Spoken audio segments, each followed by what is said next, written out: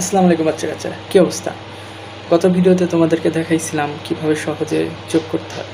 এই ভিডিওতে তোমাদেরকে দেখাবো কিভাবে সহজে বিয়োগ করতে হয়। চলো শুরু করি। তো পুরনো পদ্ধতিতে আমরা কি করতাম? 654 - 93, 3 আছে কত হইলে 4 হয়, 1 হইলে, এরপর 9 আছে কত হইলে 15 হয়, 6 হইলে হাতে আমার 1 হচ্ছে 5, 5, 6, 1। কিন্তু নতুন পদ্ধতিতে আমরা কি করব? দেখো 654, সেখান থেকে আমরা কি করব? 100 বিয়োগ দেব। দেখো 100 বিয়োগ দেওয়া সহজ না? কত হয়? 554। আচ্ছা দেখো তো আমরা এখানে কত বিয়োগ দিছিলাম? 100। এখানে কত ছিল? 93। তাহলে আমি অতিরিক্ত কত নিয়েছি? 7 নিয়েছি না? এই 7 এর সঙ্গে যোগ করে দাও, তাহলে 554 আর 7 কত হয়?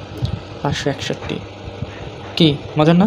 পরেরটা দেখো 264 - 91। পুরনো পদ্ধতি কীভাবে করতাম? 1 আছে কত হইলে 4 হয়, 3 হইলে, 9 আছে কত হইলে 7 হইলে, হাতে আমার 1, 173। আর নতুন পদ্ধতিতে আমরা কিভাবে করব? 264 - 91। তাহলে আমরা কি করব? 264 থেকে কি করব? 100 বিয়োগ দেব। তাহলে কত হবে? 164। 164 কত বেশি নিছি? 9 বেশি নিছি। তাহলে 9 যোগ করে দাও, 173। কি সহজ না? তাহলে তোমরা এখন কমেন্ট করো এটার অ্যান্সার কি হবে। পদ্ধতিটা দারুণ না? বেশি বেশি প্র্যাকটিস করো, ইনশাল্লাহ আরও সহজ হয়ে যাবে। আসসালামু আলাইকুম।